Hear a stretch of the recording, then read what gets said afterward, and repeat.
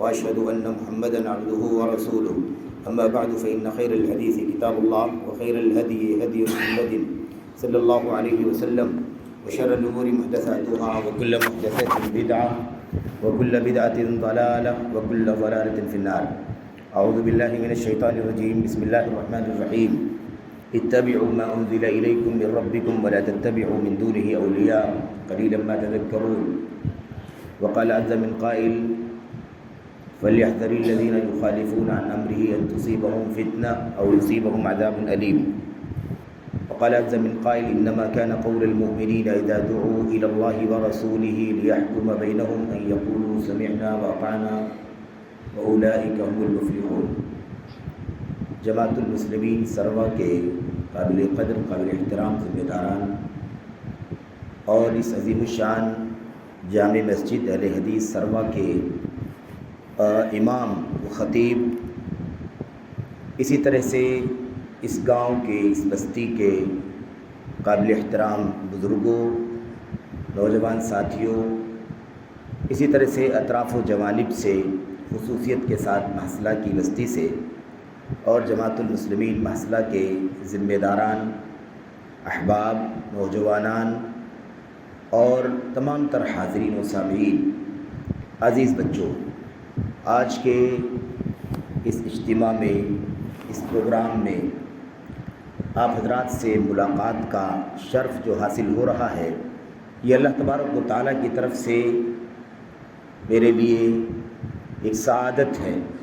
ایک طویل عرصے کے بعد، کئی سالوں کے بعد اس بستی میں آنے کا موقع مل رہا ہے اور بستی کے بزرگوں کو دیکھ کر کے، ان کے نوجوانوں کو دیکھ کر کے، اسی طرح سے بچوں کو اس مجلس میں بڑی تعداد میں حاضر دیکھ کر خوشی محسوس ہو رہی ہے.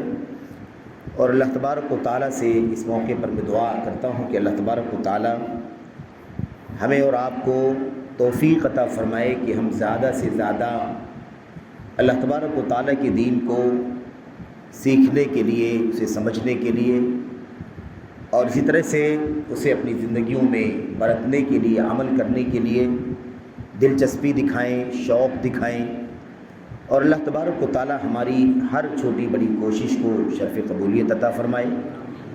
جماعت کے ذمہ داران اور اسی طرح سے جماعت کے مخیرین، اس بستی کے تمام بزرگان، تمام نوجوان، اسی طرح سے جو بھی اپنی صلاحیتوں سے، اپنے وقت سے، اپنے مال سے، اپنے اختیارات سے جماعت کے مشن کو آگے بڑھا رہے ہیں، کوشش کر رہے ہیں، محنت کر رہے ہیں، اللہ تبارک و تعالیٰ انہیں اس کا نیک صلہ، نیک بدلہ عطا فرمائے اور اللہ عز و جل ان کی کوششوں کو قبول فرمائے. آمین رب العالمین. آج کے اس اجتماع کے لیے جس عنوان کا انتخاب کیا گیا ہے، آپ حضرات نے اشتہارات کے ذریعے سے اسے دیکھ لیا ہے. دور حاضر یا عصر حاضر اور صحابہ کرام رضوان اللہ تعالیٰ علیہ مجمعین کا منہج اور طریقہ، یہی وہ عنوان ہے جس کی ضرورت آج سب سے زیادہ ہے. یہ اس عنوان کی ضرورت ہر دور میں رہی ہے، ہر زمانے میں رہی ہے، لیکن اس دور میں، اب تک اس دور میں سب سے زیادہ اہمیت اس عنوان کی آج ہمارے سامنے ہے.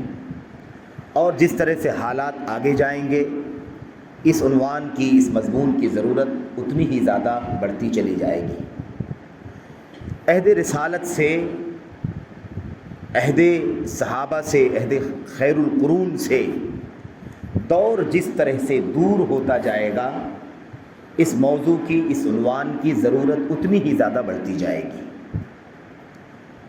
دور حاضر، عصر حاضر اور صحابہ کرام کا طریقہ ایسا بھی ہو سکتا تھا، منہج صحابہ اور عصر حاضر، لیکن دور حاضر، عصر حاضر اور منہج صحابہ، اس کا مطلب یہ لگتا ہے کہ عنوان میں اس چیز کو اولیت دی گئی ہے کہ دور حاضر کے حالات ذرا دیکھا جائے، تو دیکھا جائے اور اس کے بعد صحابہ کرام کا منہج کیا ہے اسے سمجھا جائے، سمجھایا جائے. میرے بھائیوں، میرے بزرگوں، اللہ تبارک و تعالیٰ نے اس سے پہلے مزید کچھ باتیں کرنے سے پہلے اس عنوان کا مطلب سمجھ لیں کہ اس میں بتانا کیا مقصد ہے، اس عنوان کے پیچھے راز کیا ہے، کون سی چیز ہے جسے واضح کرنے کے لیے اس عنوان کا انتخاب اہل علم نے، ذمہ داروں نے کیا ہے۔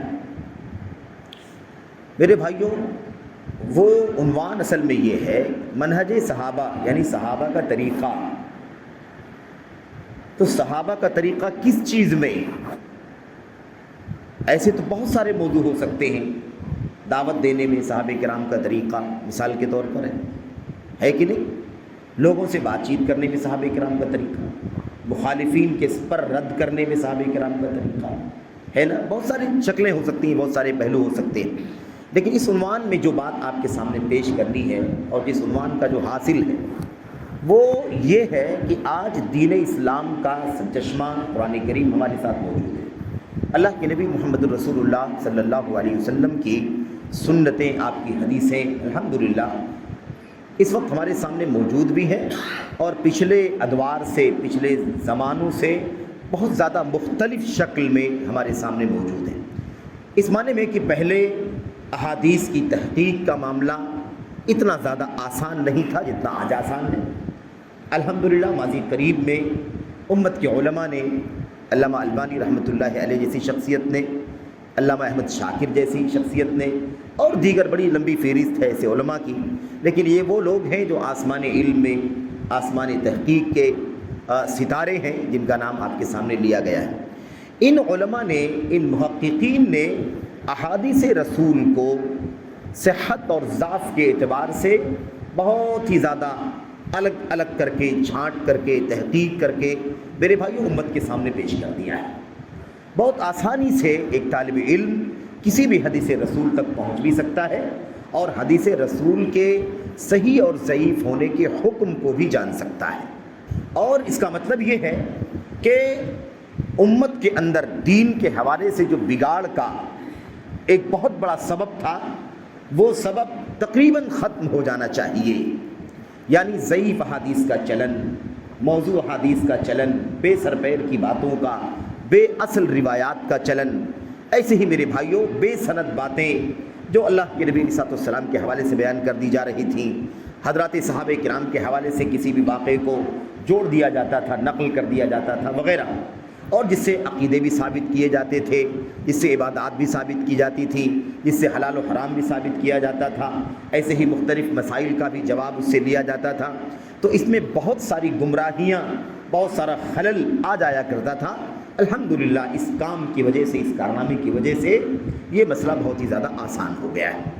تو اس وقت جو عنوان آپ کے سامنے ہے وہ اس حوالے سے آپ کے سامنے ہے کہ دین کو لینے، دین کو حاصل کرنے اور دین کے مختلف احکامات کو نکالنے کے سلسلے میں صحابہ کرام کا طریقہ کیا ہے، صحابہ کرام کا طریقہ کیا ہے، اور دور حاضر میں دین کو حاصل کرنے کا طریقہ جو چل رہا ہے وہ کیسا ہے۔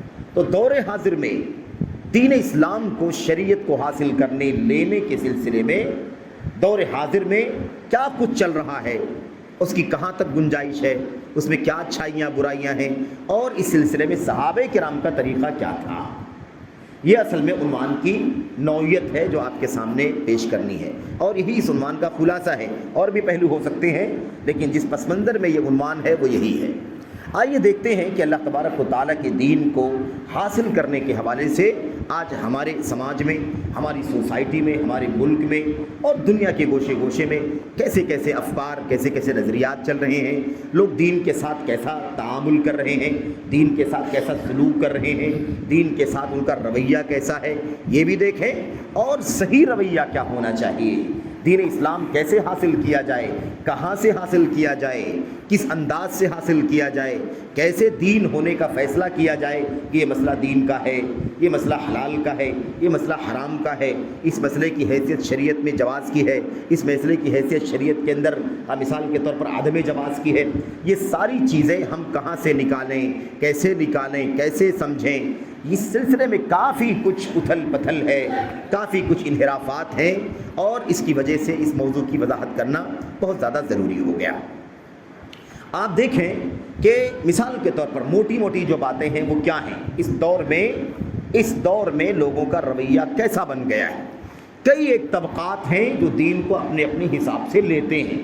ایک طبقہ تو وہ ہے جو دین کے سلسلے میں، دین حاصل کرنے کے سلسلے میں یہ نظریہ رکھتا ہے کہ دین ہماری عقلوں کے مطابق رہے گا تو ہم دین کو مان لیں گے، دین کا کوئی مسئلہ ہماری لاجک کے مطابق ہوگا تو تسلیم کر لیں گے، ہماری دانشوری کے مطابق ہوگا تو تسلیم کر لیں گے، اور اگر اس کے مطابق نہیں ہوگا تو پھر ہم اسے ماننے کے لیے تیار نہیں ہیں۔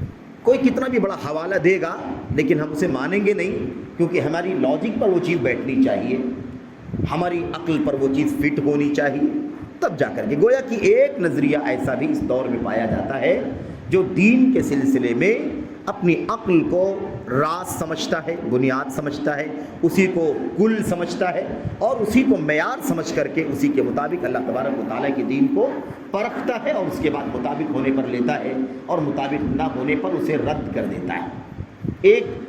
ایک نظریہ تو ان لوگوں کا ہے۔ دوسرا ایک نظریہ اس دور میں دین کو حاصل کرنے، دین کو لینے کا ان لوگوں کا نظریہ ہے جو کہتے ہیں کہ اللہ تبارک و تعالیٰ کا دین جو کچھ بھی ہے وہ اللہ کی کتاب قرآن کریم کے اندر ہے۔ قرآن کریم ہمارے لیے دین کو حاصل کرنے کے لیے بطور سرچشمہ اور بطور سورس کافی ہے، اب ہمیں قرآن کے علاوہ کسی اور چیز کی ضرورت نہیں ہے۔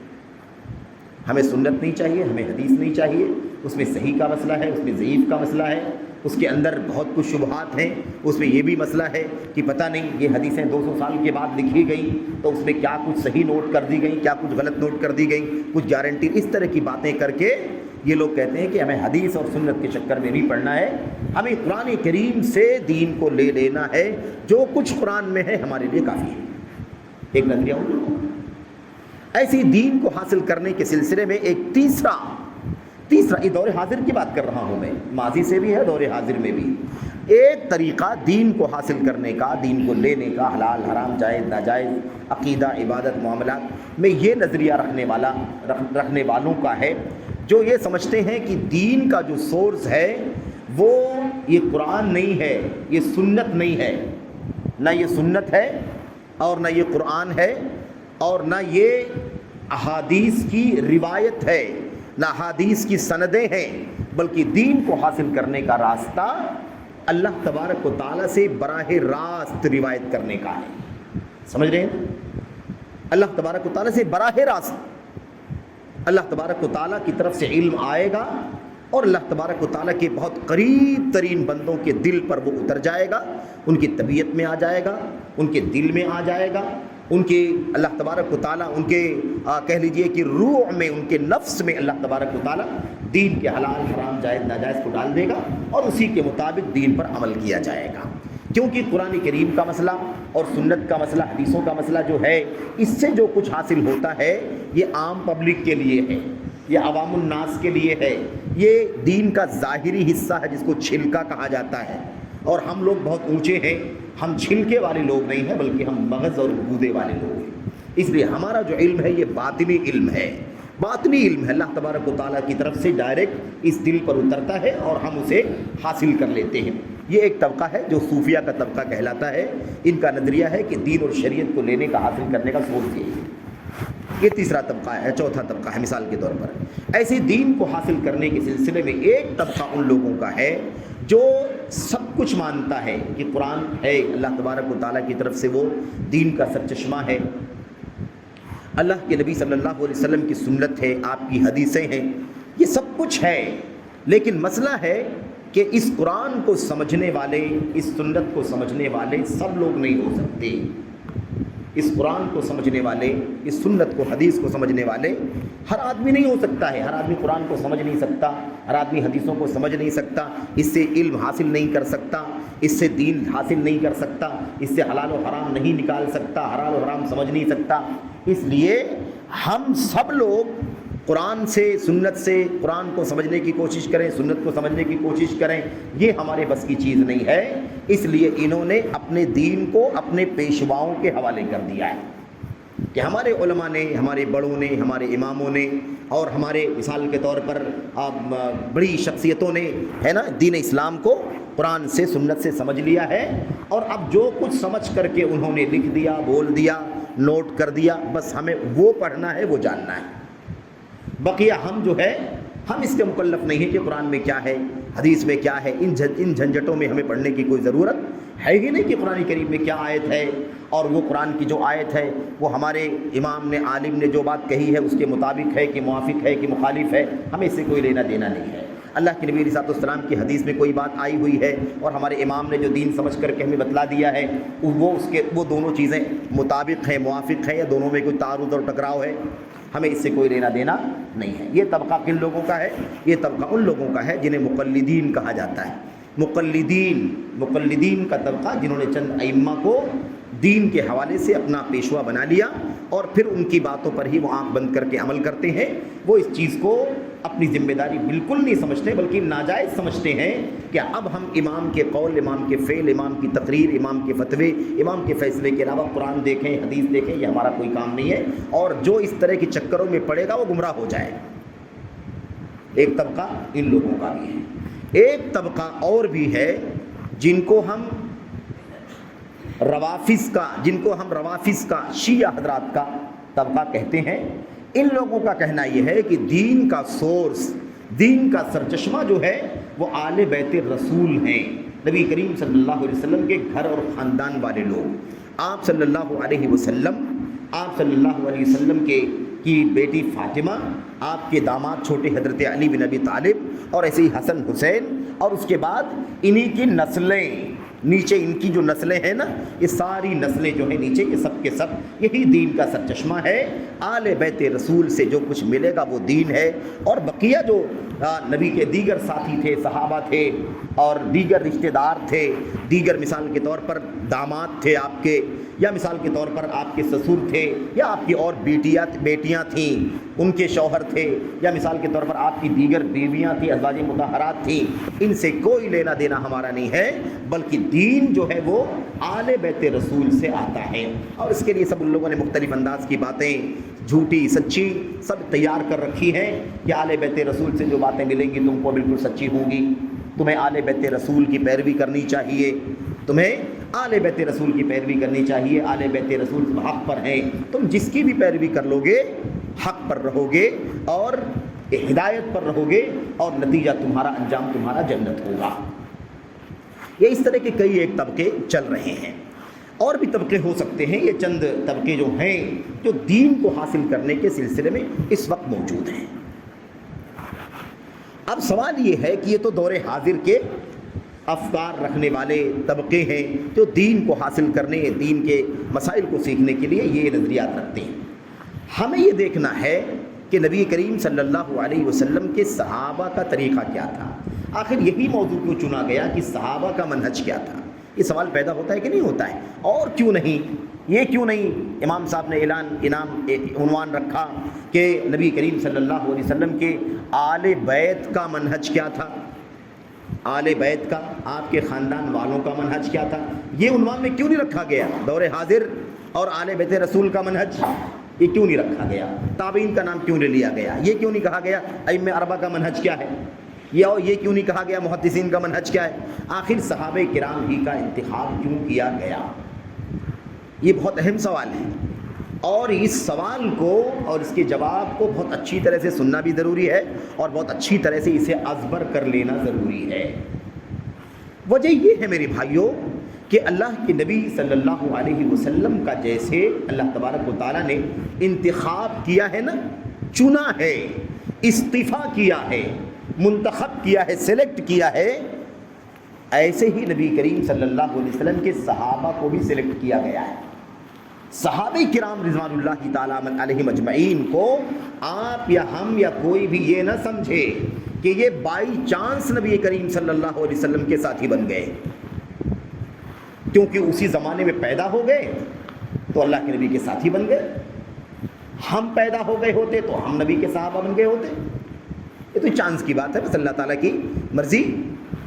اس وقت وہی لوگ تھے تو وہ صحابہ بن گئے، اس وقت اگر ہم پیدا ہوئے ہوتے، ہم زندہ ہوتے نبی کے زمانے میں تو ہم صحابہ ہو گئے ہوتے۔ تو صحابہ کرام کی کوئی خاص بات تھوڑی نہ ہے، یہ تو بائی چانس صحابہ کا مقام، صحابیت کا مقام انہیں حاصل ہو گیا۔ تو یہ ہمیں بھی حاصل ہو سکتا تھا. اس اتفاق سے ہم نہیں اس زمانے میں پیدا ہوئے، وہ پیدا ہو گئے تو وہ صحابی ہو گئے. ایسا بہت سارے لوگ سمجھتے ہیں. میرے بھائیوں، قرآن کریم کی آیات، اللہ کے نبی صلی اللہ علیہ وسلم کی احادیث، آج جسے ہم بہت زیادہ اطمینان کے ساتھ پڑھتے ہیں، سنتے ہیں، پڑھاتے ہیں، سناتے ہیں اور اسے دین اور شریعت کو حاصل کرتے ہیں، عمل کرتے ہیں، حلال حرام کی تمیز کرتے ہیں، یہ تو بڑا آسان ہو چکا ہے. ذرا غور کر کے دیکھو کہ اللہ کا کلام جب اترا تھا، نبی کریم صلی اللہ علیہ وسلم کی حدیث جب بیان ہوئی تھی، تو اگر کوئی اس وقت نہ ہوتا، اگر اس وقت اللہ کے نبی کے سامنے کوئی نہ ہوتا تو یہ قرآن آگے کیسے پہنچتا؟ یہ نبی کریم صلی اللہ علیہ وسلم کی حدیثیں آگے کیسے پہنچتی؟ ظاہر ہے کہ کوئی تو اللہ کے نبی کے سامنے تھا کہ نہیں تھا. اللہ کے نبی کے سامنے کون تھا؟ جن کے سامنے اللہ کا کلام اترا، جنہیں نبی کریم صلی اللہ علیہ وسلم نے قرآن کریم پڑھ کر کے سنایا، جن کے سامنے قرآن کریم کی تلاوت فرمائی اللہ کے نبی صلی اللہ علیہ وسلم نے، جن کے سامنے اللہ کے نبی صلی اللہ علیہ وسلم نے احادیث بیان فرمائی، اپنی قولی باتیں بیان فرمائی، آپ نے عمل کر کے دکھایا. کون تھے وہ لوگ جنہوں نے کوئی عمل کیا تو نبی کریم صلی اللہ علیہ وسلم نے اسے قبول کر لیا، اعتراض نہیں کیا، ڈانٹا نہیں، منع نہیں کیا؟ آخر کون لوگ تھے وہ؟ وہی تو پہلے بیچ کے لوگ تھے. وہی وہ پہلا طبقہ تھا جس نے قرآن کریم کو اپنی آنکھوں سے اترتے ہوئے دیکھا، جس نے نبی کریم صلی اللہ علیہ وسلم کو اپنی زبان سے قرآن کی تلاوت کر کے سناتے ہوئے سنا ہے نا. ایسے ہی کون؟ یہی صحابہ کرام ہی تھے جنہوں نے نبی کریم صلی اللہ علیہ وسلم کو اپنی آنکھوں سے دین پر چل کر کے، دین پر عمل کر کے دکھاتے ہوئے دیکھا، اور دیکھ کر کے سننے کے بعد دیکھ کر کے سیکھا، اور اس کے اچھی طرح سے اسے پریکٹیکل طور پر عمل کر کے اپنے آپ کو مطمئن کر لیا. تو اسی لیے چونکہ اللہ کے نبی کے صحابہ کے سوا کوئی نہیں تھا، اور کوئی طبقہ تھا ہی نہیں، کسی اور کے لیے کوئی سورس بھی نہیں تھا کہ کوئی بات محفوظ کر لی جائے اور اسے بعد میں آگے والوں کو ٹرانسفر کر دی جائے، ایسا کوئی معاملہ نہیں تھا. بس ایک طبقہ اللہ کے نبی کے ساتھیوں کا تھا جو آپ سے دین کو سنتا تھا، سمجھتا تھا، عمل کرتا تھا، اور اس کے بعد پوری امانت داری کے ساتھ، دیانت داری کے ساتھ، پورے اللہ تبارک و تعالیٰ سے خوف کے ساتھ ایک ایک لفظ، ایک ایک نقطے کو ازبر کرتا تھا، اسے یاد کرتا تھا، اور یاد کر کے اسے امانت کے ساتھ اپنے بعد کے لوگوں تک پہنچاتا تھا. تو اسی لیے صحابہ کرام کی بات کی جا رہی ہے کہ جو سب سے پہلے نبی کے سامنے رہنے والے لوگ تھے، جنہوں نے اپنی زبان، اپنے آنکھوں سے نبی کو دیکھا، اپنی کانوں سے نبی کی باتوں کو سنا اور عملی طور پر دین اسلام کا مشاہدہ کیا، وہ دین کو کیسے سمجھتے تھے، دین کو کیسے سیکھتے تھے، دین کو سیکھنے کے لیے کیا نظریہ رکھتے تھے؟ کیا وہ اپنی عقل کو بیس بناتے تھے؟ ہے نا، کیا وہ اپنی عقل کو بیس بناتے تھے؟ یا مثال کے طور پر وہ تقلید کرتے تھے، یا مثال کے طور پر وہ یہ سمجھتے تھے کہ یہ دین کا ظاہری حصہ ہے اور اللہ تبارک و تعالیٰ کی طرف سے ڈائریکٹ کوئی علم حاصل ہوگا تو وہ باطنی علم ہوگا، خاص لوگوں کے لیے حاصل ہوگا؟ یا وہ صرف اللہ کے نبی کے گھر اور خاندان والوں کو بنیاد بنا کر کے ان سے دین حاصل کیا کرتے تھے؟ یہ کون لوگ تھے میرے بھائیوں؟ کس طرح سے وہ دین کو حاصل کیا کرتے تھے؟ یہ اصل میں موضوع ہے جو آپ کے سامنے واضح کرنا ہے. آج اس دور میں ہمیں نبی کریم صلی اللہ علیہ وسلم کے صحابہ کا طریقہ بیان کرنا اسی لیے ضروری ہو چکا ہے. کسی اور کا طریقہ بیان کرنے کا کوئی فائدہ نہیں ہے. آل بیت رسول کی بات تھوڑی سی کر لی جائے، کیونکہ آل بیت رسول میں اللہ کے نبی کے صحابہ ہیں، یعنی جو بھی اللہ کے نبی کے آل بیت آپ کے سامنے تھے انہیں نبی کریم صلی اللہ علیہ وسلم کی صحابیت کا مقام حاصل ہوا. تو ہم آل بیت کیوں نہیں کہتے ہیں، صحابہ کیوں کہتے ہیں؟ اس لیے کہتے ہیں کہ صحابہ کہنے میں اللہ کے نبی کے وہ ساتھی بھی آئیں گے جو آل بیت میں نہیں ہیں، اور وہ لوگ بھی آ جائیں گے جو آل بیت میں شامل ہیں، اس لیے صحابہ کہنا ضروری ہے. اور آل بیت کہنے کا نقصان یہ ہے کہ صرف نبی کریم صلی اللہ علیہ وسلم کے گھر اور خاندان کے لوگ آئیں گے، دیگر صحابہ کرام جن کی تعداد آل بیت کے مقابلے میں کئی سو گنا زیادہ ہے، وہ سارے کے سارے چھوٹ جائیں گے. اور صرف آل بیت رسول کی بات کو اگر ہم لیں تو دین اسلام کا 98-99% حصہ ہم سے ضائع ہو جائے گا، ہم کو مل نہیں پائے گا. تیسری بات، اللہ کے نبی صلی اللہ علیہ وسلم کے خاندان سے، آپ کے آل بیت سے ہمیں علم حاصل کرنا چاہیے اور کسی اور سے علم نہیں حاصل کرنا چاہیے، ایسی کوئی دلیل ہمارے سامنے نہ اللہ کے کلام میں اتری ہے، نہ اللہ کے نبی کی سنت میں آئی ہے، اور نہ ان صحابہ کرام کا عقیدہ تھا جو آل بیت رسول میں نہیں تھے، نہ ان صحابہ کرام کا عقیدہ تھا جو آل بیت میں تھے۔ کسی کا کوئی عقیدہ بھی نہیں تھا کہ آل بیت ہی کی بات کو مانا جائے گا، آل بیت ہی کی حدیثوں کو لیا جائے گا، آل بیت ہی کی سمجھ کو، انہی کے فہم اور انہی کے فتوے پر عمل کیا جائے گا۔ ایسا کوئی عقیدہ نظریہ کسی بھی صحابی کا نہیں تھا، وہ آل بیت کا حصہ ہو یا آل بیت کا حصہ نہ ہو۔ اس لیے یہ بات ہم نہیں کہتے، اور صرف آل بیت کی بات اس لیے کہی جا رہی ہے، اس کی وضاحت اس لیے کی جا رہی ہے کیونکہ آل بیت رسول صحابہ کرام میں شامل ہے، جو آپ کے سامنے تھے، جنہوں نے آپ کو دیکھا، آپ سے ملاقات کی ایمان کی حالت میں۔ جو ایمان کی حالت میں نہیں تھے وہ آپ کے آل بیت میں آ ہی نہیں سکتے۔ ابو لہب تھا آپ کا چچا، ہے کہ نہیں؟ ابو طالب تھے آپ کے چچا، ظاہر ہے کہ آپ کے آل بیت میں نہیں آ سکتے۔ دین کے اعتبار سے، رشتے کے اعتبار سے ہو سکتے ہیں، لیکن اللہ تبارک و تعالیٰ کے آل بیت، اللہ کے نبی کے آل بیت اس معنی میں کہ وہ دین کا سرچشمہ بنے، دین کا سورس بنے، دین کا مرجع بنے اور دین کا بستر بنے جہاں سے ہم دین اسلام کو حاصل کریں، اس کے اندر یہ کفار آل بیت رسول میں شامل نہیں۔ اچھا، بہرحال آئیے بات لمبی نہ ہو، بات مختصر طور پر انشاءاللہ تبارک و تعالیٰ آپ کے سامنے کی جائے گی اور وضاحت کوشش کی جائے گی کہ آسان لب و لہجے میں اور کچھ مثالوں کے ساتھ آپ کے سامنے یہ باتیں واضح ہو جائیں۔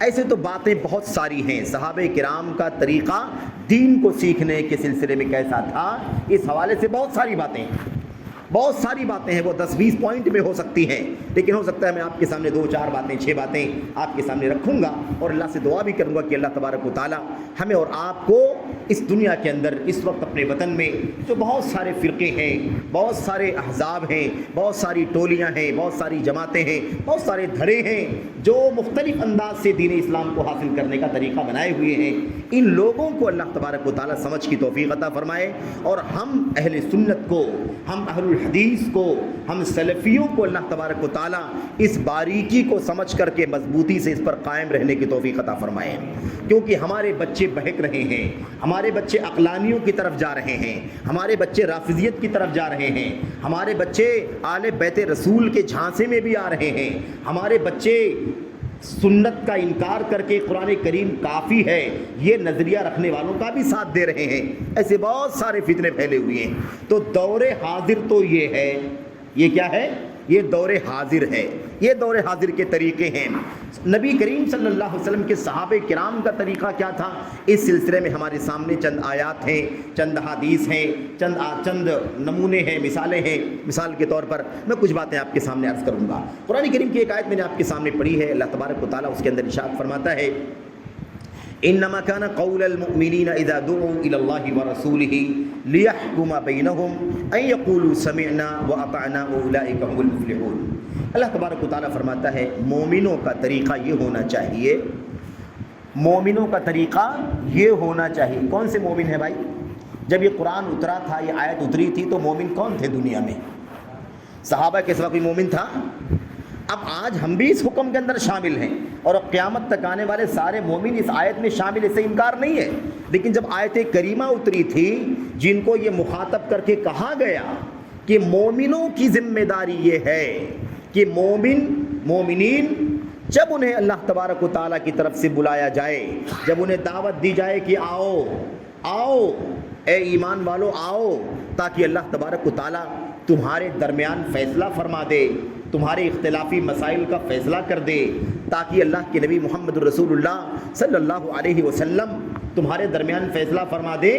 جب ان ایمان والوں کو اس کام کے لیے بلایا جائے تو ان کا جواب یہ ہونا چاہیے، ایمان والوں کا جواب یہ ہونا چاہیے ان یقولوا سمعنا واطعنا، ان کا جواب یہ ہونا چاہیے کہ اے اللہ کے رسول ہمیں بلایا جا رہا ہے، اللہ کی طرف بلایا جا رہا ہے، رسول کی طرف بلایا جا رہا ہے، تاکہ فیصلہ ہو جائے ہمارے درمیان، کسی مسئلے کا حق کیا ہے اس کا فیصلہ کر دیا جائے، باطل کیا ہے اس کا فیصلہ کر دیا جائے، اس کے لیے بلایا جا رہا ہے۔ تو ایمان والے کیا جواب دیں؟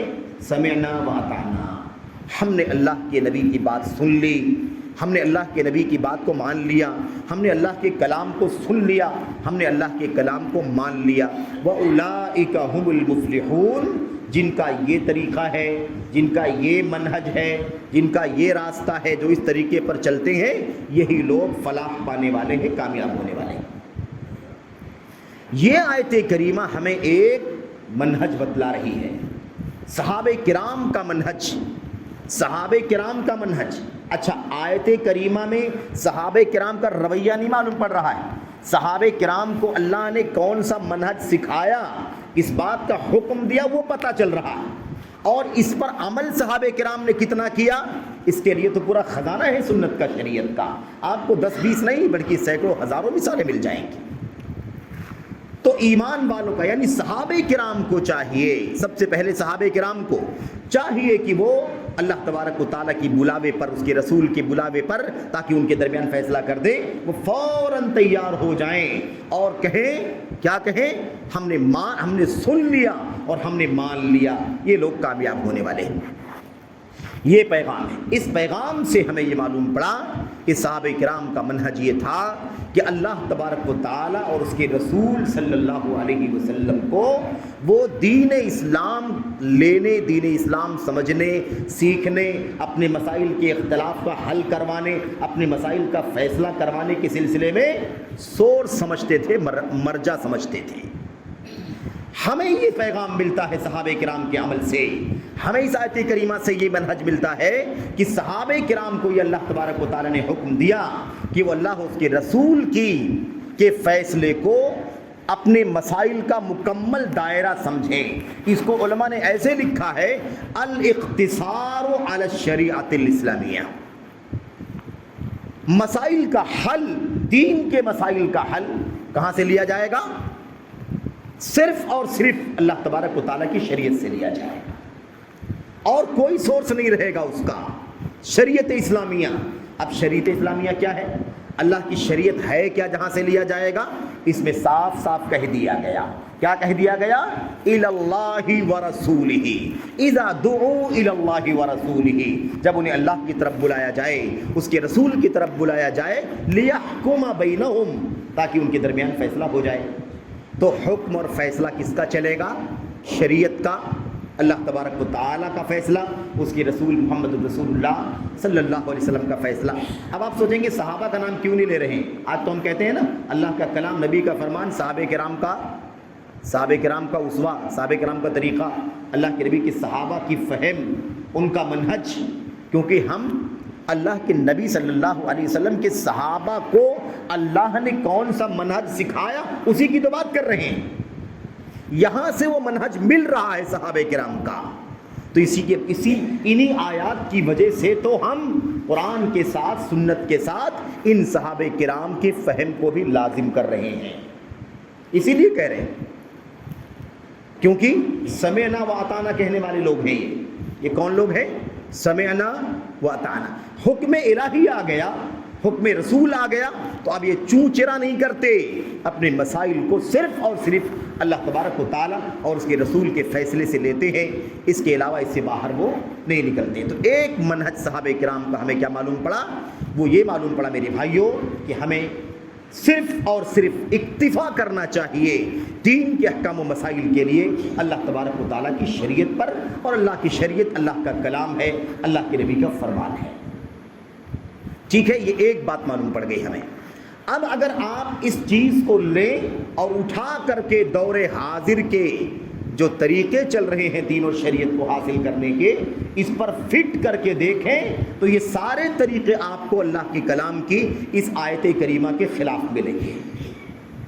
اگر عقل کا دخل دیتا ہے، اپنی لاجک کا، اپنی دانشوری کا دخل دیتا ہے، تب بھی اللہ کے کلام کی اس آیت کریمہ کے خلاف ہے، کیونکہ ہمیں اپنی عقل کو دخل دینے کا حق پہنچتا نہیں۔ کیا کہنا ہے ہمیں؟ اللہ کی طرف بلایا جائے، رسول کی طرف بلایا جائے تو کہنا کیا ہے؟ سمعنا و اطعنا، یہ کہنا ہے۔ سمجھ رہے ہیں؟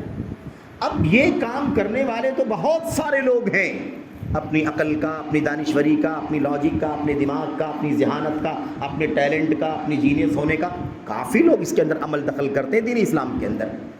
اسی لیے تو دین اسلام کے احکام کا، دین اسلام کی بنیادوں کا، اللہ کے اسماء و صفات کا، نبی کریم صلی اللہ علیہ وسلم یا دیگر پچھلے انبیاء علیہ السلام کے معجزات کا، اور نبی کریم صلی اللہ علیہ وسلم کی بہت ساری سنتوں کا جنازہ نکال دیا گیا اسی نظریے کی بنیاد پر کہ ہم عقل پر پرکھ کر کے دیکھیں گے، ہماری عقل میں بیٹھے گی بات تو مانیں گے، نہیں بیٹھے گی تو نہیں مانیں گے۔ سمجھ رہے ہیں کہ نہیں سمجھ رہے ہیں؟ اب میں نام لوں گا تو لمبی فہرست ہو جائے گی، لیکن یہ مسئلہ بڑا خطرناک ہے، بہت پیچیدہ ہے۔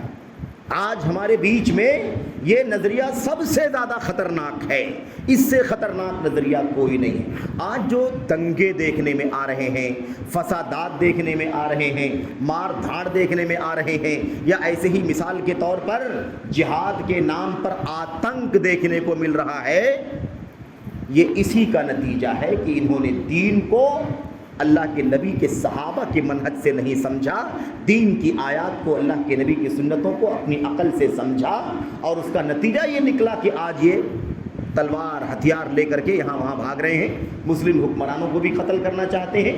ہم جیسے آپ جیسے مسلمانوں کو مسلمان بھی نہیں سمجھتے۔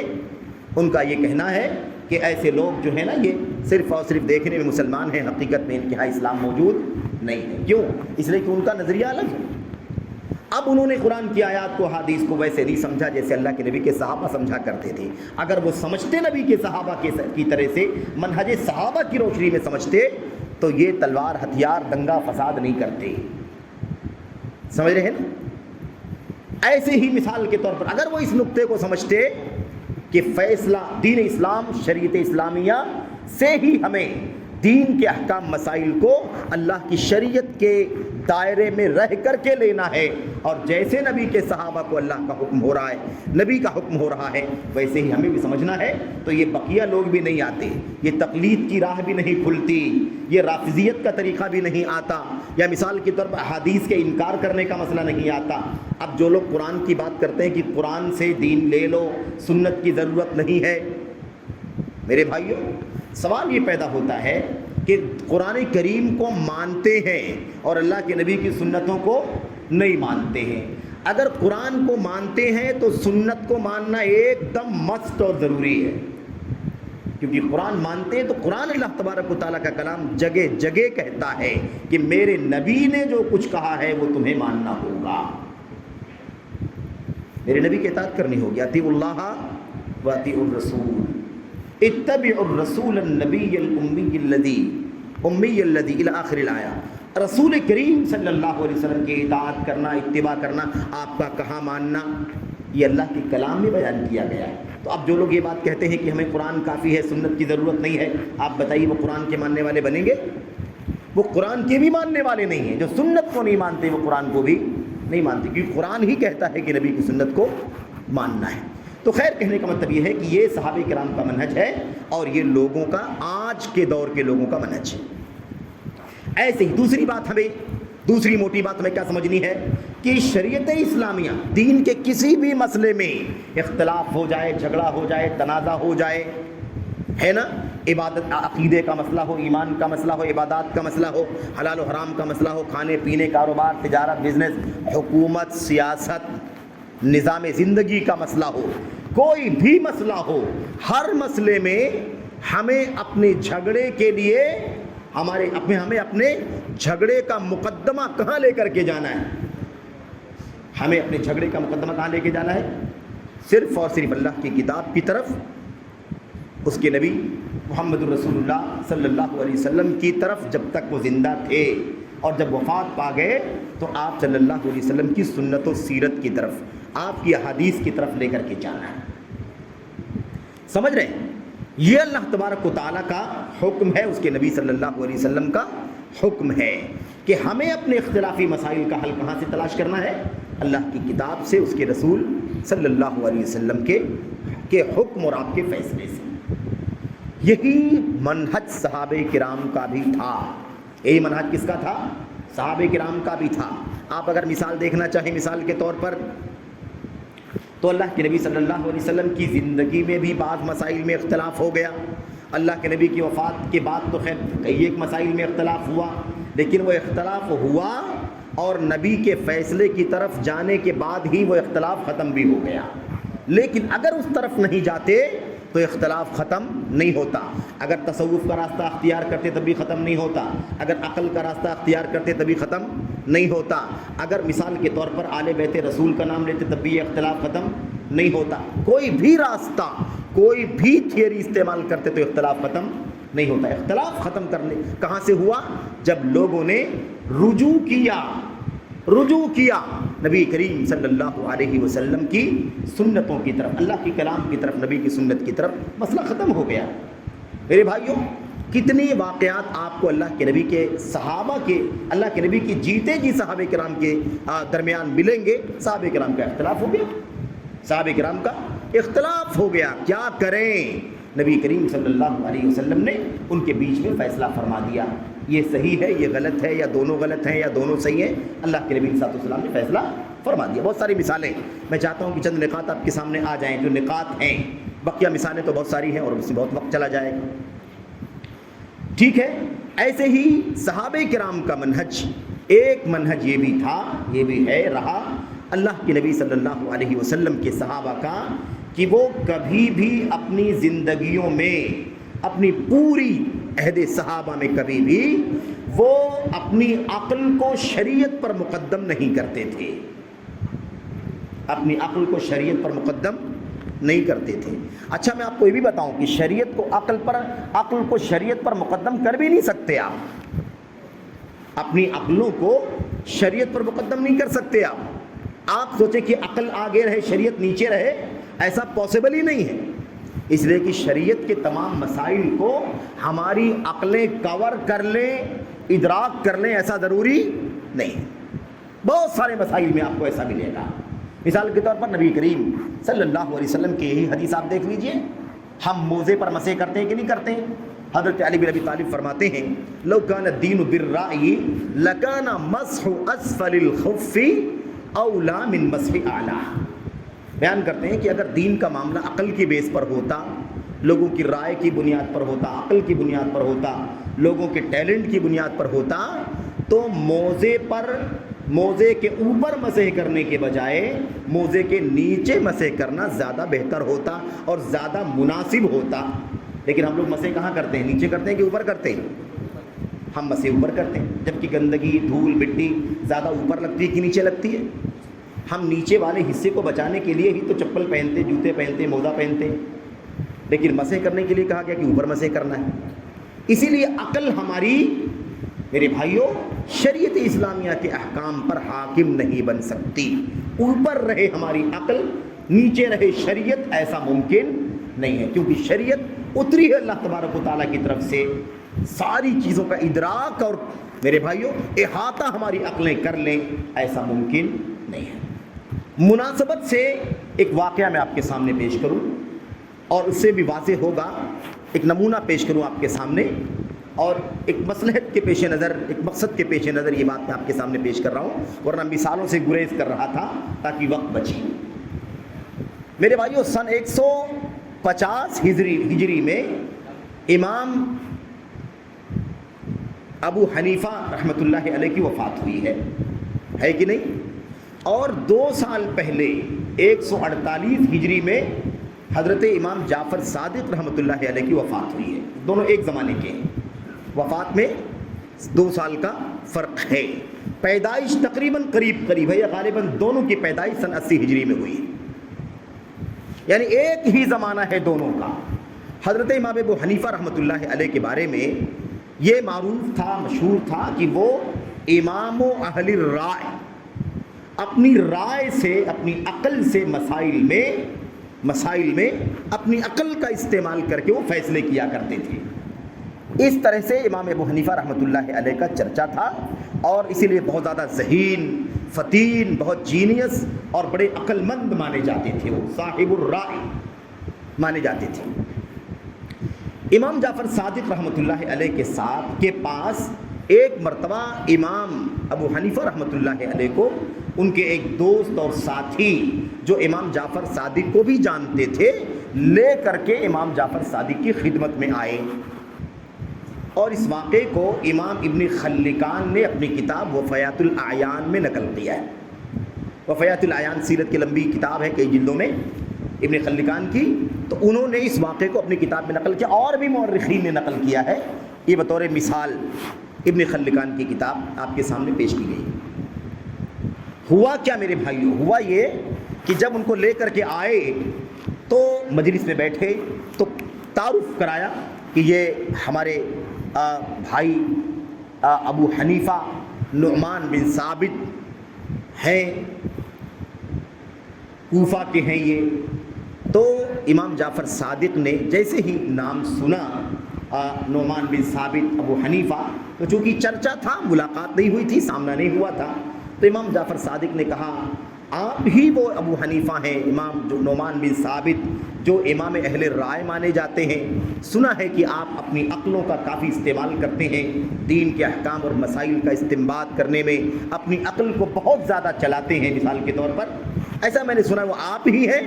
تو ان کے ساتھی نے کہا ہاں، امام جعفر صادق سے کہا کہ ہاں یہی ہے، وہ امام صاحب ہیں جن کا بہت ذہین فتین آدمی ہیں یہ۔ تو امام جعفر صادق رحمۃ اللہ علیہ نے اس بات کو سمجھانے کے لیے کہ تمہاری ذہانت، تمہاری فطانت، تمہاری عقل، تمہاری دانشوری کتنی بھی زیادہ بڑھ جائے، اللہ کے دین اور شریعت میں اس کی کوئی اہمیت نہیں ہے۔ تم کتنی عقل لگاؤ گے، اصول سمجھ لو کہ تمہاری عقل اللہ کی شریعت سے اوپر نہیں جا سکتی ہے، تم اس کا کور نہیں کر سکتے ہو۔ قرآن کریم کی آیتوں میں، حدیثوں میں عقل کا تذکرہ ہے، سمجھنے کی تلقین کی گئی ہے، لعلکم تعقلون، لعلہم یتفکرون، لعلکم تتفکرون، تاکہ تم سمجھو، تاکہ تم غور کرو، تاکہ تم فکر کرو، ہے کہ نہیں؟ افلا یعقلون، کیا یہ سمجھتے نہیں ہیں؟ کتنا کہا گیا ہے۔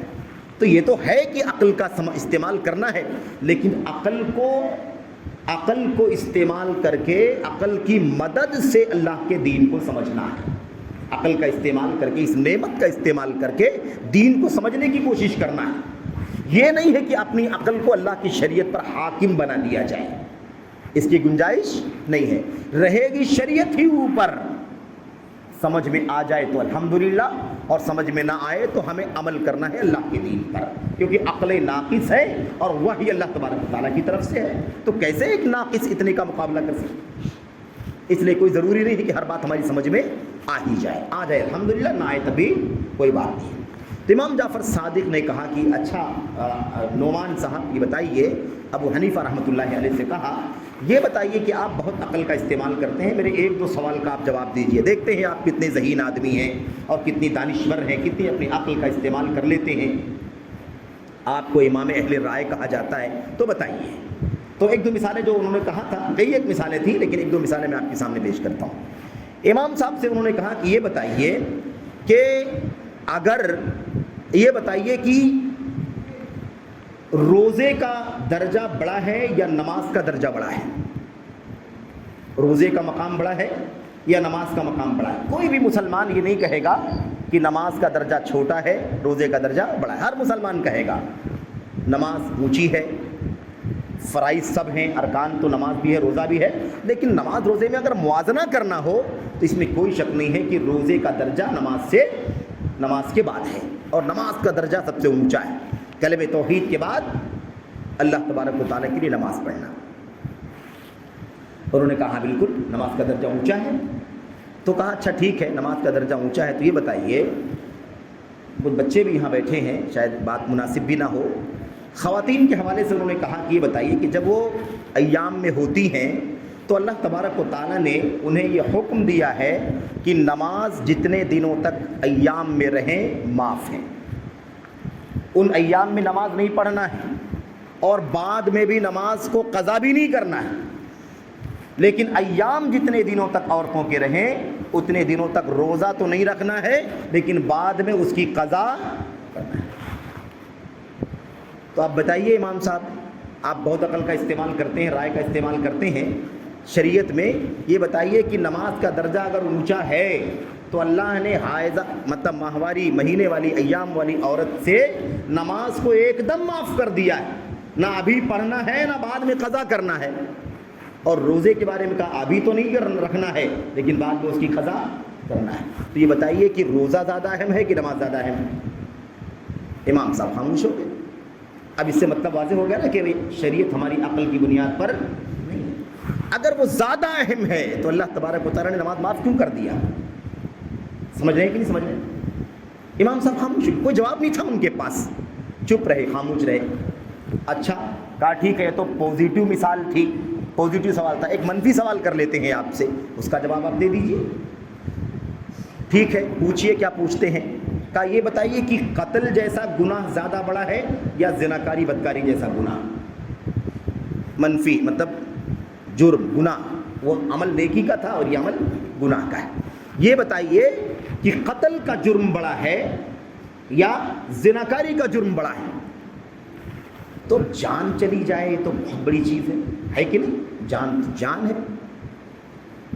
تو امام صاحب نے کہا کہ نہیں، قتل سے بڑھ کے تو زناکاری نہیں ہے، دونوں گناہ کبیرہ ہے لیکن قتل سے بڑھ کے زناکاری نہیں ہے. تو قتل بڑا زیادہ سنگین گناہ ہے اور زناکاری اس کے مقابلے میں کم ہے. کہا اچھا ٹھیک ہے، جواب آپ کا صحیح ہے. تو آپ یہ بتائیے کہ اگر قتل کا جرم زیادہ بڑا ہے تو اس کو ثابت کرنے کے لیے کتنے گواہ لگتے ہیں؟ قتل کو ثابت کرنے کے لیے کتنے گواہ لگتے ہیں؟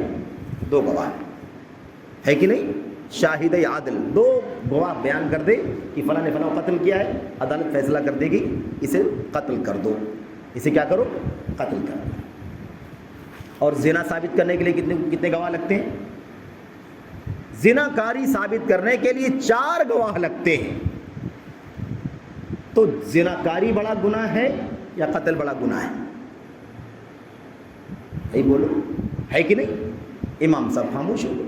بھئی اگر قتل بڑا گناہ ہے تو اس کے لیے زیادہ گواہ چاہیے تھے. ارے اتنا بڑا گناہ ہے، اتنے معمولی سے 2 گواہ کی بنیاد پر کیا قتل کر دیا جائے گا کسی کو؟ زیادہ گواہ چاہیے تھا، 4 5 6 8 گواہ. اللہ نے 2 ہی گواہ پر کہا کہ 2 لوگ کہہ دیں گے تو قتل کر دیا جائے. زناکاری بڑا، آپ کہتے ہیں کہ وہ چھوٹا ہے قتل کے مقابلے میں، تو اس کے لیے اللہ تعالیٰ نے کتنے گواہ مانگے ہیں؟ 4. یہ تو ہو گئی بات کوانٹٹی کی، وہاں 2 ہے اور یہاں اس کا ڈبل 4. کوالٹی بھی الگ ہے، کوالٹی بھی کیا ہے؟ الگ ہے. قتل ثابت کرنے کے لیے 2 گواہ، اور اگر 2 گواہ نہ ہو تو 1 مرد گواہ اور 1 کے بدلے میں 2 عورتیں بھی ہو سکتی ہے. سمجھ رہے ہیں؟ لیکن اگر زناکاری ثابت کرنی ہو تو 4 گواہ چاہیے، 4 مرد چاہیے اور ایسے دیکھنے والے چاہیے. اللہ کے نبی نے فرمایا زنا کرتے ہوئے جیسے سرمے کی جو شیشی ہوتی ہے نا، اس کی سلائی ڈال کر کے آدمی اپنی آنکھوں میں لگاتا ہے، مثال دی اللہ کے نبی نے. اور حق بات کہنے میں کوئی شرم کی بات نہیں. سمجھ لیں؟ اگر کسی نے کہا کہ مجھے ڈاؤٹ ہے، میں نے ایسے دیکھا تو نہیں اپنی آنکھ سے، مجھے لگا ایسا ہوا، تو ایسے 3 لوگوں کو، ایسے 4 لوگوں کو بجائے اس کے کہ ان کی گواہی پر زناکاری ثابت ہو، ان پر اللہ تبارک و تعالیٰ کی طرف سے تہمت لگانے کی حد قائم کی جائے گی. سب کو 80 کوڑے مارے جائیں گے. تو آپ بتائیے کہ کیا شریعت کو عقل کی بنیاد پہ پرکھا جا سکتا ہے؟ یہ موٹی موٹی باتیں ہیں اور کتنی باریکیاں اللہ تبارک و تعالیٰ کے دین میں. اس لیے شریعت جیسے اتری ہے ویسے ہی مان لو. ہماری عقلیں ناقص ہیں، ہماری عقلیں کمزور ہیں. اللہ کا دین بہت عظیم ہے کیونکہ اللہ کی طرف سے اترا ہے. کہاں خالق اور کہاں یہ حقیر مخلوق، یہ ناقص عقلیں، ناقص صلاحیتیں. اللہ تبارک و تعالیٰ کے دین میں عقل کا استعمال نہیں کر سکتے. بہت ساری مثالیں ایسی ہیں. خیر اس واقعے میں بھی اور بہت ساری مثالیں ہیں جو انہوں نے پوچھا تھا، لیکن اب اس کو ذکر کرنے کی ضرورت یہاں پر نہیں ہے اور شاید بہت باریک بھی ہے، تھوڑا سا فلسفیانہ انداز کی بھی ہے، اس لیے میں اس کو بیان نہیں کرنا چاہتا ہوں. بہرحال تو ایک اصول، ایک منہج کیا تھا صحابہ کرام کا دین کے معاملے میں کہ وہ کبھی بھی اپنی عقلوں کو اپنی اللہ کی شریعت پر مقدم نہیں کرتے تھے. عقل نیچے، شریعت اوپر، یہ ان کا طریقہ تھا. حضرت ام المومنین عائشہ صدیقہ رضی اللہ تعالیٰ عنہ کی ایک لونڈی تھی. انہوں نے ایک مرتبہ حضرت عائشہ صدیقہ رضی اللہ تعالیٰ عنہ سے پوچھا کہ ام المومنین یہ بتائیے کہ کیا وجہ ہے کہ ہم جب ایام میں ہوتی ہیں تو ہمیں اللہ تبارک و تعالیٰ کی طرف سے یہ کہا گیا ہے کہ نماز کی قضا نہیں کرنا ہے، روزے کی قضا کرنی پڑے گی۔ روزے کی قضا کرنا ہے، نماز کی قضا نہیں کرنا ہے۔ اس کے پیچھے کیا ہے؟ اس کے پیچھے لاجک کیا ہے؟ کچھ سمجھ میں نہیں آ رہا، کوئی بات ہو تو سمجھائیے۔ جیسے یہ بات ان کی لونڈی نے کہا، حضرت ام المؤمنین عائشہ ناراض ہو گئی۔ آپ نے فرمایا اچھا بہت دماغ چلاتی ہو، احروریۃ انتی، کیا تم رافضی ہو گئی ہو، عقل کا استعمال کرتی ہو، حروریہ ہو گئی ہو، شیعوں والا طریقہ تم نے پکڑ لیا ہے؟ ایسا کیوں ہے، ایسا کیوں نہیں ہے، روزے کی قضا کیوں کرنی ہے، نماز کی قضا کیوں نہیں کرنی؟ یہ کیا سوال ہوا؟ یہ کیوں کی کیا بات ہے؟ کیا تم حروریہ ہو گئی ہو، یعنی رافضی ہو گئی ہو، شیعہ ہو گئی ہو؟ ایک نام شیعوں کا، رافضیوں کا حروریہ بھی ہے، اس کے پیچھے اسباب ہے۔ خیر، تو سمجھ گئی، انہوں نے کہا کہ نہیں میں حروریہ نہیں ہو گئی ہوں، بلکہ میں سوال کر رہی ہوں، جاننا چاہتی ہوں، اس کے پیچھے کوئی حکمت اگر اللہ کے نبی نے بتلائی ہو تو آپ بتا دیجئے۔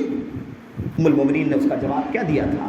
فرمایا تھا ہم نبی کریم صلی اللہ علیہ وسلم کے زمانے میں جب ایام میں ہوا کرتی تھیں، نؤمر بقضاء الصیام ولا نؤمر بقضاء الصلاۃ۔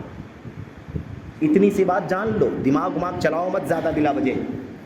ہم اتنا جانتے ہیں کہ ہم نبی کریم صلی اللہ علیہ وسلم کے زمانے میں جب ہم اللہ کے نبی کے ساتھ رہا کرتی تھیں، اللہ کے نبی علیہ السلام ہمارے ساتھ رہتے تھے، باری تھی ہماری، اللہ کے نبی ہمارے پاس ڈیلی ایک دن ہفتے میں آیا کرتے تھے۔ جب ہم ایام میں ہوا کرتی تھی تو اللہ کے نبی علیہ السلام کی طرف سے ہمیں روزے کی قضا کرنے کا حکم دیا جاتا تھا، نماز کی قضا کرنے کا حکم نہیں دیا جاتا تھا۔ کیوں نہیں معلوم؟ اتنا معلوم ہے کہ اللہ کے نبی کا حکم تھا، بس، اور کچھ نہیں معلوم ہے۔ تو عقل کا استعمال کرنا شریعت میں درست نہیں ہے۔ عقل کا استعمال اس معنی میں کرنا ہے کہ عقل کی مدد سے اللہ کے دین کو سمجھیں۔ دیکھیں، جہاں سمجھ میں نہ آئے وہاں عقل کو حاکم بنا دیں، اور جو نہ سمجھ میں آئے اس کو رد کر دیں۔ یہ آج کے دور کا فتنہ ہے، آج 100 150 200 سال کے بیچ کا فتنہ ہے، مطلب زیادہ تیزی کے ساتھ جو ہمارے بیچ میں چل رہا ہے، عثمانیوں کی طرف سے، مودودیوں کی طرف سے، عقلانیوں کی طرف سے، معتزلہ کی طرف سے جو چل رہا ہے، یہ بیچ میں آیا ہے۔ ورنہ اس کی بنیاد تو کس نے رکھی تھی معلوم آپ کو؟ اس نظریے کی بنیاد کس نے رکھی ہے دنیا میں؟ سب سے پہلے ابلیس نے رکھی ہے۔ حکم الہی کے سامنے، رب ذوالجلال کے فرمان کے بعد عقل کا استعمال کرنے کا کام سب سے پہلے کس نے کیا ہے؟ ابلیس نے۔ اسجدوا لآدم، آدم کو پیدا کر دیا اللہ تبارک و تعالیٰ نے، فرمایا سب کے سب آدم کا سجدہ کرو، ہے کہ نہیں؟ فسجد الملائکۃ کلھم اجمعون، سارے فرشتے سجدے میں گر گئے، الا ابلیس، سوائے ابلیس کے، ابا ان یکون مع الساجدین، انکار کیا، میں سجدہ کرنے والوں میں نہیں رہوں گا، سجدہ نہیں کیا۔ اللہ نے فرمایا ما منعک ان تسجد لما خلقت بیدی، ارے تم سجدہ نہیں کر رہے ہو، کیوں؟ کس چیز نے تم کو منع کر دیا کہ جس کو میں نے اپنے ہاتھ سے پیدا کیا ہے اس کا سجدہ کرنے کا حکم دیا ہے، تم سجدہ کیوں نہیں کر رہے ہو؟ کون سی چیز مانے ہے، روک رہی ہے؟ ابلیس نے کیا جواب دیا؟ اس نے کہا بس ایک ہی بات ہے، میرا دماغ نہیں چل رہا ہے آپ کے حکم پر، اے اللہ تیرے حکم کو تو میں نے سن لیا لیکن میری عقل میں یہ تیری بات بیٹھتی نہیں ہے۔ خلقتنی من نار و خلقتہ من طین، صاف بات ہے، تو نے اسے مٹی سے پیدا کیا، مجھے آگ سے پیدا کیا ہے، میں اونچا ہوں وہ نیچا ہے، اور اونچا کسی نیچے کا سجدہ نہیں کرتا۔ تو آگ مٹی کا سجدہ کیسے کر سکتا ہے؟ میں افضل ہوں وہ مفضول ہے، میں اعلیٰ ہوں وہ ادنا ہے۔ اللہ تبارک و تعالیٰ نے کیا سزا دی اس کو؟ بھیج دیا نا، بھیج دیا، الی یوم یبعثون ان علیک لعنتی الی یوم یبعثون، قیامت تک تجھ پر میری لعنت ہوگی۔ تو یہ اس کی بدعت ہے، یہ کیا ہے؟ یہ بدعت ہے دین کے اندر، حکم الہی کے سامنے، حکم رسول کے سامنے اپنی عقل کا استعمال کرنا، اور استعمال کر کے سمجھنے کی کوشش کرنے کے بجائے اس کو ٹھکرا دینا، اس کو رد کر دینا، یہ ابلیس نے شروع کیا ہے، اور یہ دین کے اندر بدعت ہے جو لوگوں نے ایجاد کر رکھی ہے۔ میرے بھائیوں، جاؤ اٹھا کر کے تفہیم القرآن مسجدوں میں رکھی رہتی ہے، اس کے اندر آپ اٹھا کے دیکھو گے نا، اسی ناقص عقل ابلیسی ذہنیت کے ساتھ सब आपको बातें मिलेंगी।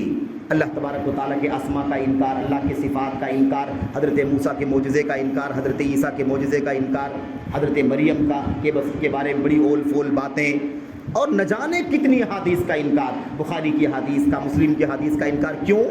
इसलिए कि हमारी अकल पर फिट नहीं होती हैं ये बातें, बैठती नहीं, क्या करेंगे हम। तो ये है मनहज सहाबा के खिलाफ। मनहज सहाबा क्या है? अक्ल को कभी हदीस, अक्ल को कभी शरीयत पर मुक़द्दम नहीं करना चाहिए। ऐसे ही सहाबे किराम के मनाहिज में से एक मनहज ये भी है, सहाबे किराम के मनाहिज में से एक मनहज ये भी है मेरे भाइयों, कि अगर किसी मसले में, सुन लीजिए गौर से, अगर किसी मसले में तो बहैसियत इंसान से चूक होती है, इंसान से गलती होती है, या कोई आयत सामने नहीं पहुंचती, कोई हदीस सामने, कोई दलील नहीं पहुंचती है, उसकी बुनियाद पर आदमी कोई और मौक़िफ़ रखता है, समझ रहे? या कोई हदीस पहुंची रहती है, उस पर वो अमल करता है, लेकिन वो हदीस मनसूख हो चुकी होती है, उसके बाद दूसरी हदीस आ जाती है अल्लाह के नबी की, उसका इल्म उसे नहीं होता है। कोई आयत पहले उतरी, उसके बाद दूसरी आयत उतरी, उसे नहीं मालूम कि पहले वाला हुक्म ख़त्म कर दिया गया, बाद वाला हुक्म आ गया, अब वो पहले वाले हुक्म पर अमल कर रहा है। कोई भी वजह हो सकती है, लेकिन करना क्या चाहिए? करना ये चाहिए मेरे भाइयों कि अगर किसी मसले में, दीन के किसी मसले में, अगर इंसान का अमल किसी पिछली चीज़ पर हो रहा हो, बग़ैर दलील पर हो रहा हो, या पहले वाली दलील मंसूख पर अमल हो रहा हो, और आज हमारे सामने वो हदीस आ जाए, दलील आ जाए, हवाला आ जाए, नहीं था आ जाए, या मंसूख पर अमल हो रहा था, नासिक का इल्म हो जाए, तो बिला तअम्मुल पहले वाले को छोड़ करके दूसरे वाले को कबूल कर लेना चाहिए। ये किसका मनहज है? सहाबे किराम का मनहज है। और इसकी एक दो मिसालें नहीं, बस बेशुमार मिसालें। और इन सारी बातों का मर्जा क्या है? इन सारी, मैं बहुत आसान करके, बहुत सिंपल करके चाहता हूँ आपके सामने बातें मुकम्मल हो जाएं। इन तमाम चीज़ों का मर्जा दो बड़ी किताबें हैं, और भी किताबें हैं, लेकिन दो बहुत बड़ी किताबें, बल्कि तीन बड़ी किताबें। एक किताब है इमाम इब्न अब्दुल बर रहमतुल्लाह अलैह की, जिसका नाम है जामिउ बयानिल इल्म व फ़ज़्लिही। इसके अंदर आपको बहुत सारी मिसालें मिलेंगी। दूसरी किताब है इस हवाले से इमाम इब्न क़य्यिम जौज़ी रहमतुल्लाह अलैह की, इब्न क़य्यिम अल जौज़िया जिनको कहा जाता है, इब्न क़य्यिम रहमतुल्लाह अलैह की बहुत ज़िंदा किताब है, जिसका नाम है इलामुल मुवक्क़ीन अन रब्बिल आलमीन। ऐसे ही इन तमाम बातों का, इस तरह के टॉपिक का एक मर्जा है, एक किताब है हाफिज़ ख़तीब बगदादी रहमतुल्लाह अलैह की, जिसका नाम है अल फ़क़ीह वल मुतफ़क़्क़िह। ये तीन बड़ी बड़ी किताबें, और भी किताबें हैं। इन तमाम चीज़ों को आप पढ़ेंगे तो आपको ऐसी मिसालें बेशुमार मिलेंगी, इतने पहलू, इतने गोशे, इतनी बारीकियाँ कि आप हैरान हो जाएंगे। समझ रहे हैं ना? ये सहाबे किराम का मनहज था कि अगर गलती कहीं हुई है, किसी भी वजह से गलत पर चल रहे हैं, तो सही का इल्म होते ही, मालूमात हो जाते ही, दलील आ जाते ही, बिला तअम्मुल, बिला चूचिरा क्या करना चाहिए? उससे फौरन रुजू कर लेना चाहिए। बहुत सारी मिसालें हैं, मिसालें बयान करने का मौका नहीं है, लेकिन मिसालें बहुत सारी हैं। ऐसे ही एक मनहज सहाबे किराम का दीन और शरीयत को हासिल करने में, ये है सहाबे किराम का मनहज मेरे भाइयों, कि किसी गलत मौक़िफ़ में किसी की भी पैरवी नहीं की जाएगी, चाहे कोई भी हो। एक मसला किसी से गलत हो रहा हो, वो गलती अबू बकर सिद्दीक़ से हो रही हो, उमर बिन खत्ताब से हो रही हो, उस्मान से, अली से, तलहा, किसी से भी गलती हो रही हो, अगर वो मसला किसी भी वजह से गलत हो रहा है तो उसमें उसकी पैरवी नहीं की जाएगी। ये किसका मनहज है? सहाबे किराम का मनहज है। इस हवाले से एक बात मैं जिक्र कर दूं, क्योंकि जब ये बात कही जाती है ना कि चाहे अबू बकर सिद्दीक़ गलत कर रहे हों, उमर गलत कर रहे हों, उस्मान गलत कर रहे हों, तो लोग बहुत ज़्यादा जज्बात में आ जाते हैं। अरे ये क्या बात हुई? क्या मतलब अबू बकर, उमर, उस्मान गलत करते थे? गलत करने का मतलब ये है कि इल्म कभी किसी मसले का नहीं होता है, कोई हदीस नहीं पहुँचती है, कोई दलील नहीं पहुँचती है, उसकी बुनियाद पर कोई मसला उनके अमल में रहता है। ऐसा हो सकता है कि नहीं हो सकता है? बड़े से बड़े सहाबे किराम के साथ ये मसला हो सकता है कि कोई मसला उसके सामने ना आया हो, ऐसा बहुत मुमकिन है। उसकी भी बहुत सारी मिसालें हैं कि बड़े बड़े सहाबा से भी बाज़ معروف مسائل، بعض معروف دلائل اوجھل رہ گئے، ان کے سامنے نہیں آ سکے. سمجھ رہے ہیں؟ لیکن متابعت نہیں کی جائے گی، پیروی نہیں کی جائے گی. حضرت عمر ابن عمر رضی اللہ تعالیٰ ابن عمر رضی اللہ تعالیٰ عنہ کے سامنے ایک مسئلہ آیا. انہوں نے مسئلہ اس لیے پیش کر رہا ہوں تاکہ کیونکہ مسئلہ صحابہ کی غلطیوں کا ہے، یا انہیں بعض مسائل میں ان سے میرے بھائیوں بعض دلائل کے اوجھل رہ جانے کا مسئلہ ہے. تو مسئلہ یہ تھا کہ کیا حج تمتع کیا جائے گا یا نہیں کیا جائے. حج تمتع کے سلسلے میں حضرت عمر رضی اللہ تعالیٰ عنہ کا موقف یہ تھا کہ حج تمتع نہیں کرنا ہے، حج تمتع نہیں کرنا ہے. ابن عمر رضی اللہ تعالیٰ عنہ نے کہا حج تمتع کے بارے میں نبی کی سنت ہے، حج تمتع کیا جائے گا، حج تمتع کیا جائے گا، کیونکہ نبی کریم صلی اللہ علیہ وسلم نے صحابہ کرام کو حج تمتع کرنے کا حکم دیا تھا. آپ نے نہیں کیا تھا کیونکہ آپ کے ساتھ قربانی کا جانور موجود تھا، صحابہ کرام کے پاس قربانی کا جانور نہیں تھا. آپ نے فرمایا اگر میرے پاس قربانی کا جانور نہ میں لے کر کے نہ آیا ہوتا تو میں بھی حج تمتع کرتا، لیکن میں قربانی کا جانور ساتھ لایا ہوں، اس لیے میں قربانی کروں گا اور میں حج قران کروں گا، تم سب کے سب تمتع کر لو. بہرحال اس میں کچھ تفصیل بھی ہے. بعض صحابہ کرام کو اچھا نہیں لگا کہ اللہ کے نبی ہم کو کہہ رہے ہیں کہ ایسا کر لو اور اپنا ایسا کر رہے ہیں. جذبہ محبت کی وجہ سے، جذبہ اتباع کی وجہ سے یہ بات تھی. اللہ کے نبی نے ان کو مسئلہ سمجھا دیا تو سب کو اطمینان ہو گیا. اب اس مسئلے میں ابن عمر کا موقف کیا تھا کہ حج تمتع کرنا ہے، اللہ کے نبی کی سنت ہے. بیان کرنے والے نے کیا کہا؟ آپ کہتے ہیں کہ حج تمتع کرنا ہے اور آپ کے ابا حضرت عمر کہتے ہیں کہ حج تمتع نہیں کرنا ہے. تو ابن عمر نے کیا جواب دیا تھا؟ ابن عمر نے کیا جواب دیا؟ جواب دیا تھا امر رسول اللہ احق ان یتبع ام امر ابی. کیا نبی کریم صلی اللہ علیہ وسلم کا حکم زیادہ قابل اتباع اور پیروی ہے یا میرے باپ کا حکم زیادہ قابل اتباع اور پیروی ہے؟ میرے سامنے نبی کا حکم آ گیا ہے، میں اپنے باپ کی بات کو نہیں مانتا تو پیروی کسی کی نہیں کی جائے گی، کوئی بھی ہو. اس لیے میں سب کو مانتا ہوں مگر مصطفیٰ کے بعد. کوئی کتنا بھی اونچا ہو، سب کا ادب، سب کا احترام، سب کچھ کرتے ہیں، لیکن اس معاملے میں ہم سب کو نبی کے بعد ہی مانتے ہیں، کسی کو اس سے پہلے نہیں مانتے ہیں. میرے بھائی ایک آخری بات اور بھی ہے اور پھر بات ختم کر دیتے ہیں. ایک بات یہ ہے کہ فتویٰ دینے میں جلد بازی نہیں ہونی چاہیے. صحابہ کرام کے یہاں اس معاملے میں اتنا احتیاط کہ کبھی آپ مثال نہیں دے سکتے کہ کسی صحابی نے فوراً جواب دے دیا نہ. بڑے بڑے صحابہ مجلس میں موجود رہا کرتے تھے، 120 صحابہ کرام موجود تھے.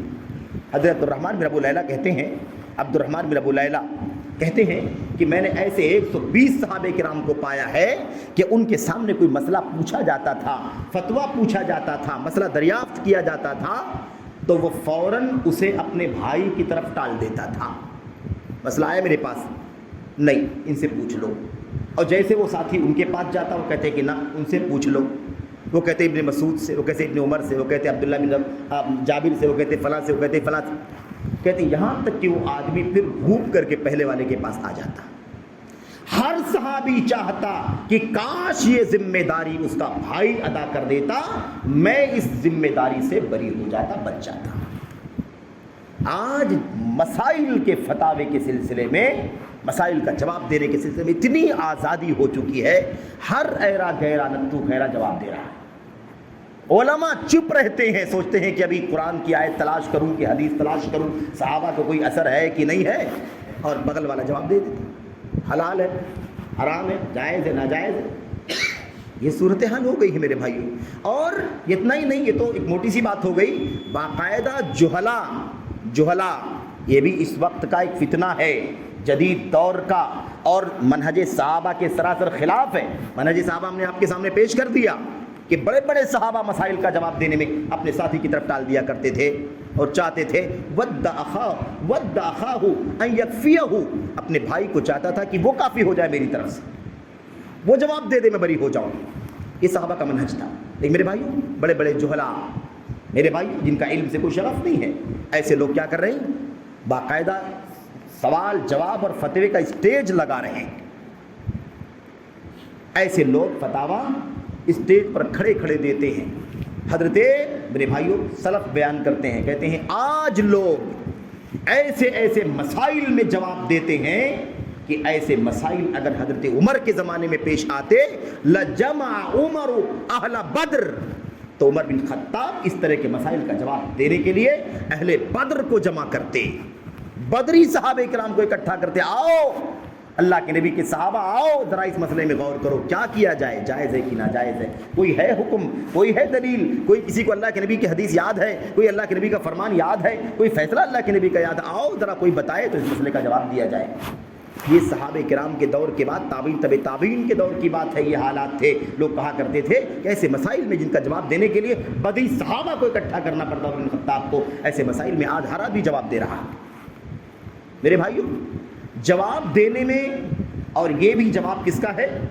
چوٹی کے علماء کے لیے یہ ادب ہے، جو علم کے میدان کا آدمی اس کے لیے یہ ادب ہے کہ وہ بھی جن مسائل کا اس کے پاس علم نہ ہو ان کے بارے میں وہ کہہ دے لا ادری میں نہیں جانتا، لا ادری میں نہیں جانتا۔ کس کے لیے؟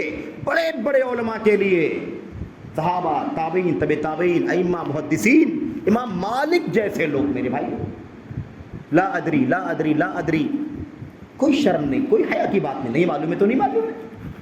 ایک مسئلے میں کوئی شخص آیا امام مالک سے کہنے لگا امام صاحب یہ مسئلہ ہے، اس کا کیا جواب ہے؟ امام مالک نے کہا لا ادری میں نہیں جانتا۔ اس نے کہا کہ آپ اتنے بڑے امام اور کہتے ہیں میں نہیں جانتا، معمولی سا مسئلہ ہے، معمولی سا مسئلہ ہے۔ کیا کہا اس نے؟ امر سال، معمولی سا تو مسئلہ ہے، آپ کہتے ہیں مجھے نہیں معلوم ہے۔ امام مالک نے کہا کون کہتا ہے کہ معمولی سا مسئلہ ہے؟ کون کہتا؟ شریعت کا کوئی معاملہ، کوئی مسئلہ معمولی نہیں ہوتا ہے نا۔ اس کے بعد وہ سورہ مزمل کی آیت کریمہ پڑھا۔ کیا؟ کون سی آیت کریمہ؟ وہ جو ہے نا، ثقیلہ، آپ کی گردن پر ایک بہت بوجھ ڈال رہے ہیں۔ اللہ فرماتا ہے کہ نبی کی گردنوں پر ایک بہت بڑا بوجھ ڈالا جا رہا ہے، اور تم مجھے کہتے ہو، ایک امتی کو کہتے ہو مسائل کے جواب میں ہذه مسئلۃ خفیفہ، هذه مسئلۃ سہلہ، امر سہل، معمولی سا مسئلہ ہے، کیوں آپ جواب نہیں دے رہے؟ میرے بھائی، یہ صورتحال ہو گئی تھی۔ امام مالک رحمۃ اللہ علیہ کے استاد ہیں، بلکہ ساتھی ہیں، امام ربیعہ رحمۃ اللہ علیہ۔ امام ربیعہ رحمۃ اللہ علیہ کے پاس امام مالک کے ایک شاگرد گئے کچھ مسئلہ پوچھنے کے لیے، تو دیکھا کہ امام ربیعہ رو رہے ہیں، امام ربیعہ زار و قطار رو رہے ہیں۔ حیران ہو گئے، امام ربیعہ چوٹی کے امام اور عالم ہیں، کیوں رو رہے ہیں؟ گھبرا گئے، دیکھنے والا گھبرا گیا۔ اے امام ربیعہ کیا ہو گیا آپ کو؟ احدثت مشکلہ، کیا ہو گیا؟ ما بک، کیا ہو گیا؟ لما مال الذی یبکیک، کیوں رو رہے ہیں آپ؟ کیا کوئی مصیبت آ گئی، کوئی پریشانی آ گئی؟ امام ربیعہ نے کہا نہیں، کوئی مصیبت نہیں، کوئی پریشانی نہیں آئی، ایک بہت بڑی مصیبت امت میں پیدا ہو گئی، میرے اوپر کوئی مصیبت نہیں آئی۔ کہا کیا مصیبت آ گئی؟ استفتی من لا علم لہ، مصیبت یہ ہے کہ ایسے جہلا سے مسائل پوچھے جا رہے ہیں، فتوے پوچھے جا رہے ہیں جن کے پاس دین کا، شریعت کا علم نہیں۔ تو اس کو مصیبت سمجھا گیا امت کی۔ اور آج کیا حالت ہے؟ آج ہر آدمی جواب دے رہا ہے، جوہلا اسٹیج لگاتے ہیں، دین کا طالب علم بھی نہیں، دین کا ابجد بھی نہیں معلوم، قرآن کا ناظرہ پڑھنا بھی نہیں آتا اسے، عربی زبان عبارت پڑھنا بھی نہیں آتا اسے، اور وہ آدمی دین، ایمان، عقیدہ، عبادات، اسماء، صفات، حلال، حرام، جائز، ناجائز، شریعت کے پوری شریعت کا کھڑے ہو کر کے مائک پر چٹ چٹ چٹ چٹ جواب دیتا ہے۔ یہ منہج کس کا ہے؟ آج کل کے ان گئے گزروں کا منہج ہے۔ اللہ کے نبی کے صحابہ کا منہج کیا تھا؟ صحابہ، بڑے بڑے صحابہ گھبراتے تھے، جواب دینے سے گھبراتے تھے، کیوں معلوم آپ کو؟ اور میرے بھائیوں، یہ ہوگا بھی، ایسے ہی ہوگا، صحابہ ڈریں گے مسئلے کا جواب دینے سے، علماء ڈریں گے مسئلے کا جواب دینے سے، اللہ کے نبی کے صحابہ کے بعد تابعین تبع تابعین، ائمہ، محدثین اسی لیے ڈرتے رہے مسائل کا جواب دینے سے، فتاوے دینے سے ڈرتے رہے۔ کیوں؟ اس لیے کہ وہ علم والے تھے، علم والے ڈرتے ہیں اللہ تبارک و تعالیٰ سے، انہیں فکر ہوتی ہے کہ مسئلہ غلط ہو جائے گا، فتویٰ غلط ہو جائے گا تو اللہ تبارک و تعالیٰ کے یہاں جواب دہی ہوگی، پوچھ تاچھ ہوگی۔ ایک شخص کی زبان سے کوئی بات نکل گئی، امت کے بہت سارے لوگ گمراہ ہو گئے، ان سب کے گناہ اس مفتی کے گردن پر آ جائیں گے۔ علماء ڈرتے ہیں تو علماء ڈریں گے نا، جو علم والے، جہلا جب وہ علم والے ہے ہی نہیں، جہلا تو ڈر کی بات ہی نہیں، ڈر کی بات ہی نہیں ہے۔ اسی لیے سلف کہا کرتے تھے اجرؤہم علی الفتیا اقلہم علما، سب سے زیادہ فتویٰ دینے کی جرأت وہ کرتے ہیں جو سب سے زیادہ جاہل ہوتے ہیں، جو سب سے بڑے لا علم ہوتے ہیں، سب سے بڑے جاہل ہوتے ہیں، وہ سب سے زیادہ فتویٰ دینے میں جری اور ہمتی ہوتے ہیں۔ انما یخشی اللہ من عبادہ العلماء، دراصل اللہ تبارک و تعالیٰ سے ڈرنے والے کون ہیں؟ اللہ تبارک و تعالیٰ سے ڈرنے والے کون لوگ ہیں؟ اللہ تعالیٰ کے علماء بندے ہیں۔ اللہ کے جو علماء بندے ہیں نا، وہی اللہ تبارک و تعالیٰ سے ڈرتے ہیں۔ اس کا ایسے بھی پلٹ کر کے بھی دیکھا جا سکتا ہے کہ اگر علماء بھی پائے جاتے ہیں اور وہ اس کا خیال نہیں کرتے، اللہ سے نہیں ڈرتے ہیں، بے علم جواب دیتے ہیں، تو وہ علماء کہے جانے کے حقدار نہیں ہیں۔ پھر وہ تو ان کی مثال کیسی ہو جائے گی؟ وہی غیر المغضوب علیہم ولا الضالین کی۔ بہرحال اللہ سے دعا کرتے ہیں کہ اللہ تبارک و تعالیٰ ہم لوگوں کو موجودہ دور کے فتنوں کو سمجھنے کی توفیق عطا فرمائے، اور امت کے سب سے پہلے بیچ، سب سے پہلے طبقے حضرات صحابہ کرام کا منہج اور ان کا طریقہ سمجھنے کی توفیق عطا فرمائے۔ یہ جو نئے نئے طریقے چل رہے ہیں، ان طریقوں کی گمراہیوں کو سمجھنے کی توفیق عطا فرمائے، ان سے دور رہنے کی، بچنے کی، چوکنا رہنے کی، لوگوں کو بھی، اپنی نسلوں کو بھی آگاہ کرنے کی اللہ تبارک و تعالیٰ ہمیں توفیق عطا فرمائے۔ آمین رب العالمین۔ صلی اللہ علیہ وسلم وبارک علی نبینا محمد وعلی آلہ وصحبہ اجمعین۔ السلام علیکم ورحمۃ اللہ۔